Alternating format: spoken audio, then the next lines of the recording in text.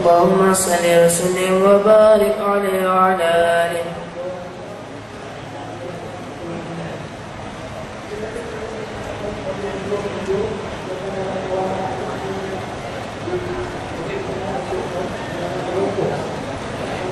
يا طيبة يا طيبة يا ذو العيان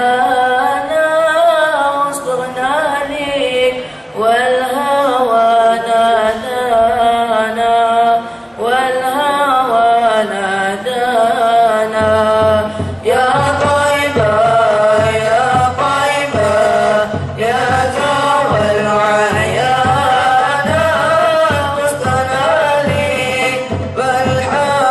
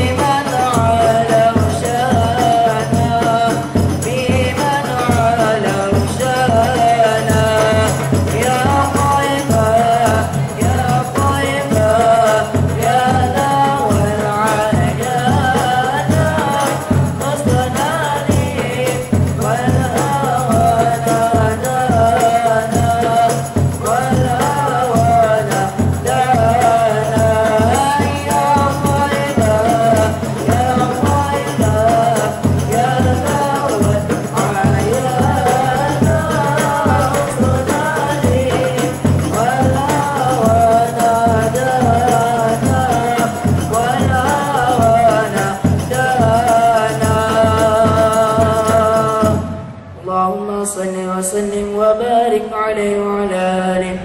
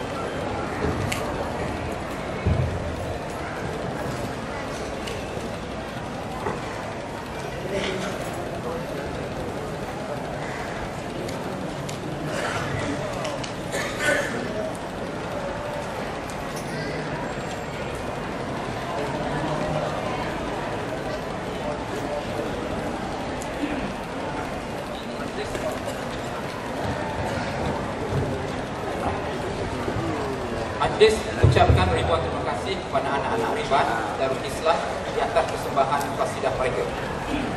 Alhamdulillah, kita teruskan seminar Tauhid Tasawuf menerusi dakwah dan perjuangan Wali Songo. Kita masuk ke sesi yang kedua. Pada sesi kali ini kita akan mendengar perbincangan yang akan dikongsi bersama oleh dua pembentang kita. Pertama, Profesor Madya Dr. Syukri Yub Abdullah daripada Universiti Kebangsaan Malaysia, dan yang kedua oleh Kiai Dr. Yahuddin Kuswandi daripada Surabaya. Dipersilakan kedua ahli panel tampil ke atas pentas.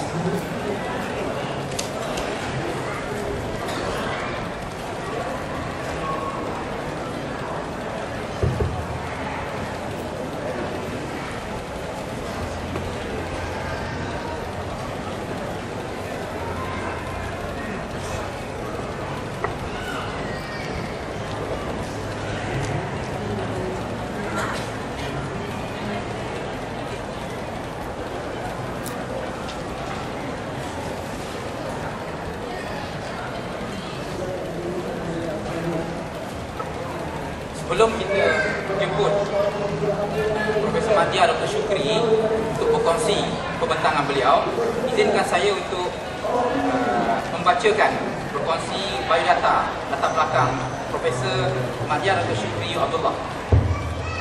Beliau merupakan seorang pensyarah ataupun dosen di Universiti Kebangsaan Malaysia dan berkhusus dalam bidang penyelidikan dalam sejarah pemikiran dakwah alam Melayu.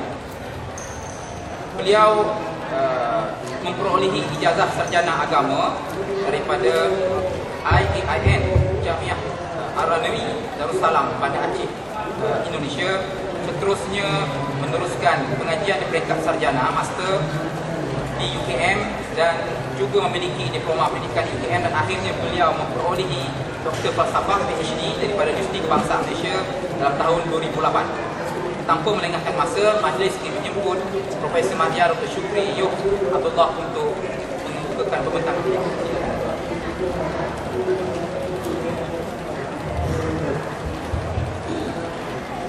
Bismillahirrahmanirrahim.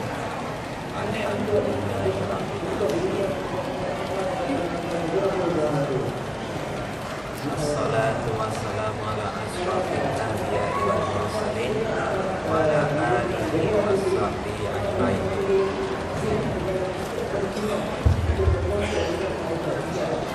Okey.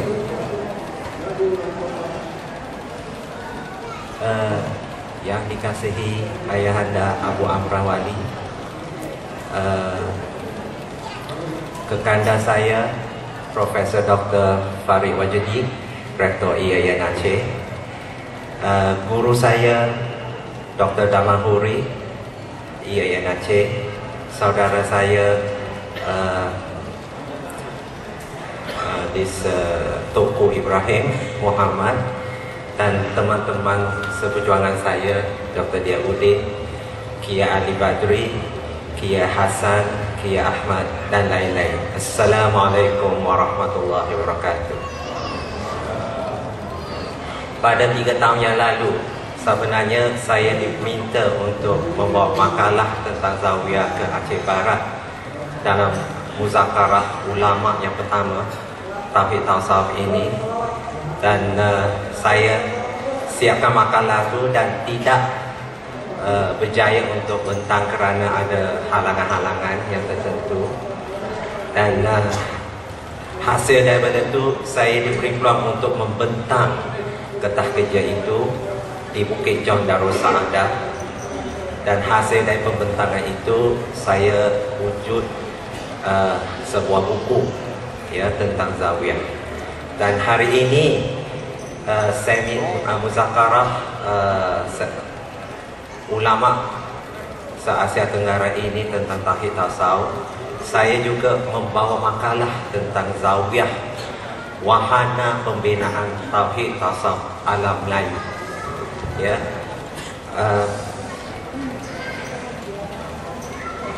Zawiyah dari segi bahasa Arab bermaksud sudut.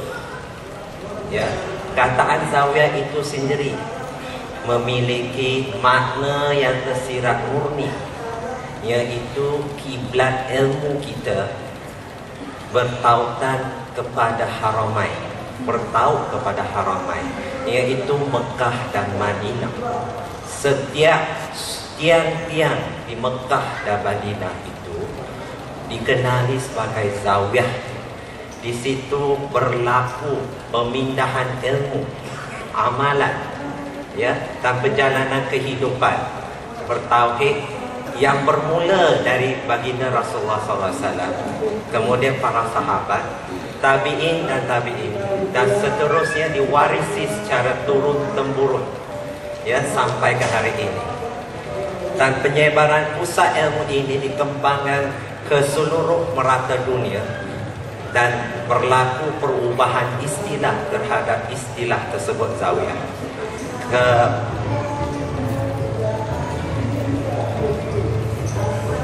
Usul Zawiyah ini sebenarnya ialah waqul jaa haq wa zahaqa batil inna batila kana zahuqa. Ya, usul dakwah menyampaikan risalah Tauhid Tasawuf ini ialah mendatangkan yang hak dengan harapan hak itu menolak yang batil. Ini yang usul yang dipegang oleh mana-mana Zawiyah yang ada di seluruh dunia.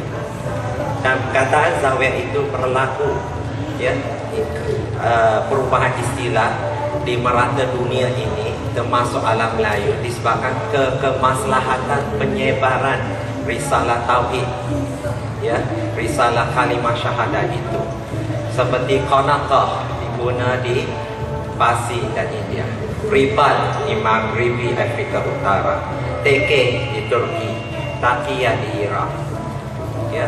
Dan kertas kerja ini cuba menelusuri Zawiyah sebagai pusat ilmu yang pertama yang mengembang risalah tauhid, yang mengguna pendekatan tarikat iaitu tasawuf, bermula dari abad ke-10 Masehi sehinggalah abad-abad berikutnya.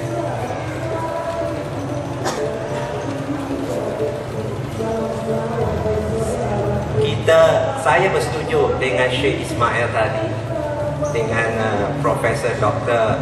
Farid Wajdi tadi, mengatakan bahawa Islam berkembang, ya, masuk ke alam Melayu ini pada abad sekitar 8 hingga 10. Iaitu terdapat masyarakat Islam serpihan di pesisir maupun di daratan kerana didatangi oleh saudara-saudara Islam. Namun demikian, seperti mana yang terdapat dalam manuskrip Izharul Haq fi Mamlaki Farlah, yang hari ini manuskrip tersebut itu disimpan oleh anak Pak M. Yunus Jamil di Jakarta, orang Aceh, ya. Manuskrip itu satu lembar sahaja menyatakan kemunculan kerajaan Perlah, kerajaan Islam yang pertama pada abad ke-8 Masehi di Perlah, didatangi oleh rombongan yang dipimpin oleh Naqadah dan Khalifah, dan dibina sebuah kerajaan di Bandar Khalifah di Perlah. Hari ini Perlah termasuk wilayah Aceh Timur yang ada geografi hari ini. So, kemunculan pusat ilmu yang pertama itu, iaitu Zawiyah Chok Kala, itu di Perlah itu pada abad ke-10 Masehi, yang diasaskan oleh Syekh Abdullah dari Kan'an, iaitu Yaman, ya, dengan pertolongan Sultan Perlah yang ke-6. Dari zawiyah ini sebenarnya berlaku perubahan istilah dalam pengembangan ilmu dan risalah tauhid ke seluruh Nusantara. Berlakunya perubahan istilah kepada zawiyah, kepada daya orang Aceh guna hari ini, menasah, rangkang. Kalau di Sumatera Barat surau, kalau di Semenanjung Tanah Melayu pada ketika itu atau Patani dikenali sebagai pondok, di Sulawesi dan Jawa dikenali sebagai pesantren. Dan ini perubahan istilah ini kerana kemaslahatan pengembangan risalah tauhid, ya. Tapi hari ini kita menggunakan istilah-istilah demikian menyebabkan kita hilang di mana jati diri kita, worldview kita tentang pusat ilmu kita asal. Dan istilah zawiyah masih diguna di Zawiyah Chok Kala yang hari ini di Perlah. Ada Universitas Zawiyah Chok Kala, ada nama universitas bernama sempena zawiyah itu. Kemudian Zawiyah Tanah Abeh, ya, masih menggunakan istilah zawiyah. Kalau tuan-tuan dan puan-puan berziarah ke Tanah Abeh, tuan-tuan dan puan-puan akan melihat kataan zawiyah disebut di papan tandanya, bukannya daya. So, istilah tersebut masih diguna di beberapa salinan manuskrip yang ada di sekitar Aceh, ya, dengan Riau. Ini disalin bulan berapa, di negeri mana, di zawiyah mana. So, kataan zawiyah itu masih diguna pakai. Dan kataan zawiyah inilah seharusnya kita guna untuk mengenal bahawa kiblat ilmu kita adalah asal daripada Haramain, dan kita ni ada sanadnya kepada Haramain, dan Rasulullah itu sebagai sumur transmisi cahaya dan ilmu. Itu dia. Kemudian masyarakat alam Melayu misalnya, zawiyah memainkan sumbang peranan seperti kebajikan, pendidikan, penyelidikan, penerbitan dan jaringan ini adalah termaktub dalam buku ini, hasil kajian saya, dan saudara, tuan-tuan dan puan-puan boleh melihat, ya.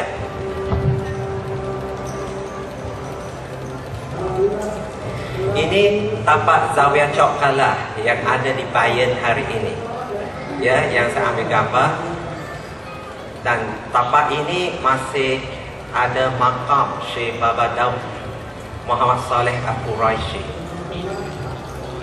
ya, khalifah atau syekh pengganti setelah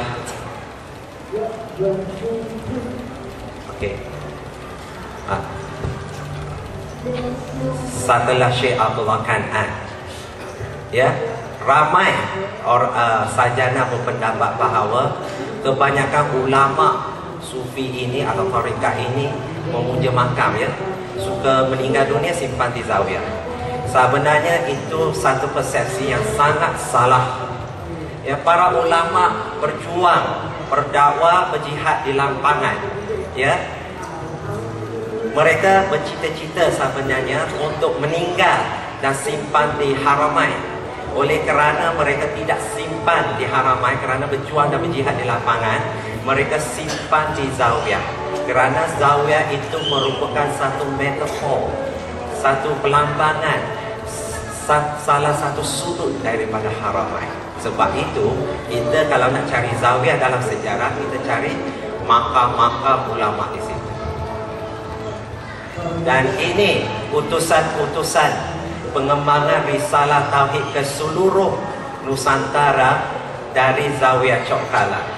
Para wali songo seperti Maulana Ishaq, Sunan Giri, Sunan Gunung Jati, Sunan Bonang adalah merupakan alumni Zawiya Chok Kala yang diutus ke Jawa. Maulana Abu Bakar ke Melaka, ya, Syekh Ampun Tuan Zawiya Batu Karang ke Kerajaan Semiang, dan Syekh Abdullah Kanan ke Kerajaan Lahuri, Syekh Sirajuddin ke Kerajaan Lingga, dan Syekh Jakub ke Kerajaan Samudra Pasai. So setiap dai yang diutus membuka zawiyah, pesantren, pondok atau surau di merata tempat. Sebab itu zawiyah ini adalah dia pusat ilmu yang bersanad. Dia ada sanad, sanad yang akhir sampai ke Haramain. Sebab itu kalau dalam pembinaan tauhid tasawuf, dia mesti pusat ilmunya ada 4 sanad. Pertama, pusat ilmu itu bersanad, pengajian ilmu itu sanad, amalan itu bersanad, dan tarekat itu bersanad. Sanad itu memperlihatkan elaqah rohaniyah kita dengan baginda Rasulullah sallallahu alaihi wasallam. Dan itu memperlihatkan kesikohan ilmu kita, institusi kita, amalan kita, dan tarekat perjalanan rohani kita.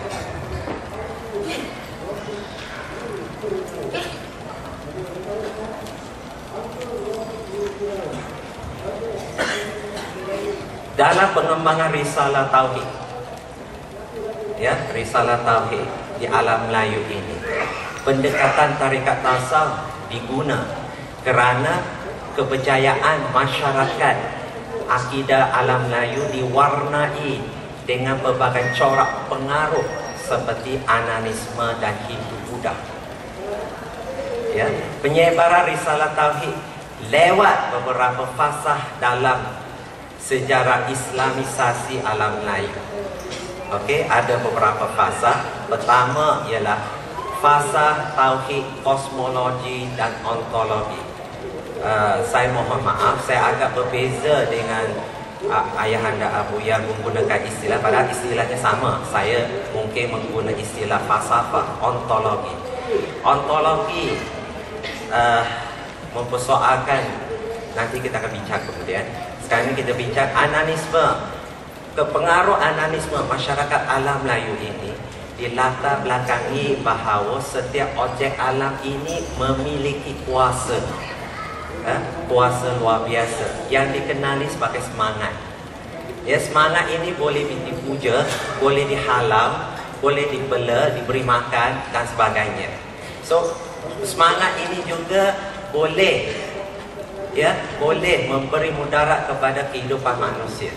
Sebab itu ini pengaruh yang kita, bagaimana kita nak menyampaikan risalah tauhid itu kepada mereka yang masyarakat yang memiliki latar belakang yang demikian.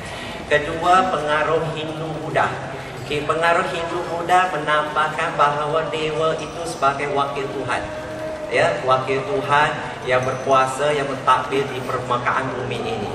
Malah terdapat banyak aliran, termasuk aliran kepercayaan Buddha yang menyamai alam dengan Tuhan. Sebab itu kepercayaan latar belakang masyarakat ananisme dan Hindu-Buddha alam Melayu ini melibat dengan persoalan kosmologi, penciptaan alam, dan ontologi, iaitu berbicara tentang ilmu wujud, wujud Tuhan, wujud makhluk, wujud alam semesta dan wujud manusia. So pembicaraan ini, sebab itulah metodologi, metode dakwah itu menggunakan pendekatan tarekat, ya, dengan nak menjawab persoalan kosmologi dan ontologi ini. Para duta, terutama seperti Wali Songo dan duta-duta yang lain dari Zawiya Chok Kala itu menyatakan bahawa alam semesta ini dicipta daripada Nur Muhammad. Ya, ini termaktub dalam karya yang oleh Syekh Abdullah Arif Bahrul Lahut di abad ke-13 Masehi. Karya ini saya ketemukan 6 naskah di Leiden, 2 naskah di Perpustakaan Negara. 2 naskah di Leiden itu dalam bahasa Jawa yang saya tak faham. Yang lain semua bahasa Melayu. Ada yang bahasa Arab, ada beberapa naskah. So menyatakan bahawa alam semesta ini dicipta daripada Nur Muhammad. Persoalan Nur Muhammad, hakikat Muhammadiyah, ayat sabidah dalam kosmologi dan ontologi falsafah akidah tauhid Islam menjadi perbahasan para ulama yang datang dari luar. Ya, seperti Syekh Abu Khair bin Syekh Ibn Hajar dan Syekh Muhammad Yamani pada era Sultan Alauddin Mansur Shah di kerajaan Islam Aceh Darussalam. So wacana ilmiah kosmologi dan ontologi falsafah ini terus berkembang dengan perbezaan ulama tempatan seperti Syekh Hamzah Fansuri yang mengemukakan 5 martabat termasuk para wali songo 5 martabat, dan juga Syekh Syamsuddin As-Sumatrani yang kemudiannya 7 martabat. So perbezaan pendapat akhirnya menimbulkan polemik disebabkan kepentingan politik kehendak pihak tertentu di Istana Aceh pada era Iskandar Sani dengan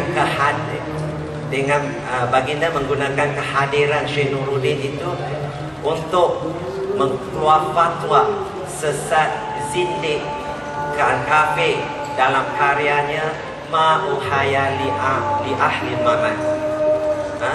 Wa man syakka fi takfir ayahud wa nasara wal hamza fansuri wal syamsudrin as-sumatrai wa ta'ifatuhuma faqad kafar. Maksudnya, dan sesiapa ragu-ragu dalam mengkafir Yahudi, Nasrani, Hamzah Fansuri, Syamsuddin As-Sumatrai dan pengikut kedua mereka, maka sesungguhnya mereka adalah kafir. Dalam syak mengkafirkan mereka itu kafir. Itu fatwa Syekh Nuruddin terhadap Syekh Hamzah dan Syekh Nuruddin dan kelompok kedua pengikut mereka dalam karyanya Ma'uhaya li ahli mamat. Karya ini termaktub disimpan di Zawiyah Tanah Abang hari ini. Ya, waktu saya buat kajian, almarhum Abu Dahlan mengizinkan saya bebas masuk untuk membuka kitab. Makanya saya terjumpa statement ini Syekh Nuruddin dalam karyanya. So akhirnya Syekh Nuruddin ini dikalahkan oleh Syekh Saiful Rijal pada era pemerintahan Safiatuddin. Zaman berikutnya berlakunya konflik di bawah zaman ke Syekh Abdul Rauf Singkil. So zaman ini Syekh Abdul Rauf Singkil, Syekh Kuala memperkenalkan ilmu kalam falsafi mantik, atau mungkin istilah yang Abu Amrawali bilang tauhid awam, ya, yang terdapat yaitu Ahlul As-Sunnah Sanusiyah, yaitu kitab Umubarahid. Ya, kitab itu diungkap banyak dalam Umdatul Muhtajin, Kifayatul Muhtajin, ya, Tanbihul Masyid. Ini yang statement Syekh Kuala Abdul Rauf memberi satu mengenakan satu metode tauhid untuk meleraikan konflik wujud yang demikian. Kemudian untuk Syekh Abdul Rauf Singkil tidak kata tidak, bukan bermakna pembahasannya tidak mengizinkan membahas martabat 7, tetapi setelah melalui satu proses, ya, proses dasar akidah dan syariat yang disajikan melalui muridnya, iaitu Syekh Babadaw Ar-Rumi dalam manuskrip Masail Muqtadi, Bidayatul Muqtadi dan Umdatul Aulad. So karya-karya tersebut memang memegang pada Ummu Barahrin atau Syahra al-Ummu Barahrin dari Matan As-Sanusiyah. Dia dasarnya dibina dari situ. Kemudian ini yang berlaku pada sehingga abad ke-17. So sekarang ni kenapa kita kata kita mesti kembali kepada zawiyah itu sebagai wahana untuk pembinaan tauhid tasawuf. Hari ini era globalisasi. So kita dihadapkan berbagai cabaran dan tantangan seperti hakisan akidah dan iman. Kerana jaringan antara bangsa begitu mudah kemasukan berbagai pengaruh luar. Ya, ini muncul berbagai aliran pemikiran dan jenis ulama. Hasil antaranya ulama hasil didikan orientalis barat yang terdiri daripada sarjana Islam sendiri yang menjadi ejen kerosakan ya pada hala tuju pemahaman dan penghayatan tauhid itu sendiri. So ini kita harus peka dan harus berhati-hati. Dan mereka ini membanjiri kebanyakan institusi-institusi pengajian seperti universiti, UIN, IAIN dan lain-lain. Saya mohon ampun kepada kanda saya Prof. Dr. Farid Wajidiyah. Ini saya harus terus terang kerana ini kajian kami. So mereka menggunakan pelbagai jenis hasil kajian orientalis barat untuk memfatwa sesat terhadap kebanyakan ulama Melayu kita. Ini disebut oleh Syed Najib Al-Atas seperti R.A. Dickerson, E.G. Brown, John Spencer Shermingham, Meshikon dan lain-lain. Ini orientalis barat yang sering membincangkan masalah tauhid kita, tasawuf kita secara akademik, dan ini dirujuk oleh para sarjana kita sebagai sumber utama. Sebenarnya di sini saya ingin memberitahu kepada tuan-tuan dan puan-puan apa hak mereka untuk campur tangan urusan pemahaman dan penghayatan tauhid tasawuf kita, sedangkan mereka ni kafir. Itu seharusnya tegas. Ya, mereka tidak ada hak. Sebab itu orientasi kita hari ini kita harus ajak bawa pulang manuskrip asal kita untuk melihat semula, kerana itu adalah sumber jati diri kita, sumber rujukan asal kita, dan kita membahas kembali tauhid tasawuf melalui situ tanpa merujuk hasil kajian orientalis barat yang menabur fitnah dan racun dalam kajian mereka dan yang menjadikan rujukan kita hari ini. So kita harus tolak, kita harus bersihkan akidah kita, pemahaman kita dengan menolak hasil-hasil kajian orientalis barat ini. Contoh, salah satu contoh yang mereka bikin ribut dalam persoalan falsafi ontologi atau tauhid tasawuf ini ialah Nur Muhammad. Ya, Nur Muhammad ini yang kononnya berasal dari kepercayaan mazhab Syiah Ismailiyah yang diambil dari falsafah Yunani Parsi, iaitu falsafah Imanasi, Neoplatonisme dan konsep cahaya ajaran agama Zoroastisme. Ini statement yang dilakukan oleh para orientalis barat. Nur Muhammad itu pengaruh Syiah Ismaili. Sedangkan tuan-tuan dan puan-puan harus faham, perkataan Nur Muhammad itu sudah diguna pakai jauh sebelum lagi Nabi diangkat jadi Rasul. Dan perkataan Nur Muhammad itu terdapat dalam syair Waraqatun Nafal, sepupu Khadijah, Ummu Khadijah, syair Abdul Muttalib, kakek Nabi, syair Said Sabiq dan sebagainya. Dan kata itu sudah diguna pakai zaman itu. Kemudian di zaman Rasulullah SAW, maka istilah Nur Muhammad sudah wujud. Dan ini bertentangan dengan mazhab Syiah Ismailiyah, kerana mazhab Syiah Ismailiyah itu berpendapat bahawa Nur Muhammad wahyu itu salah